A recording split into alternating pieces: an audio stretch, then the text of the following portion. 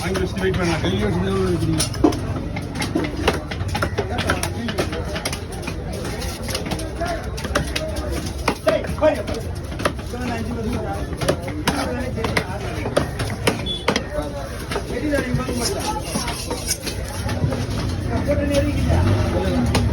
வந்து செம்ம ஐஸ், எப்படியான ஐஸ் சார்?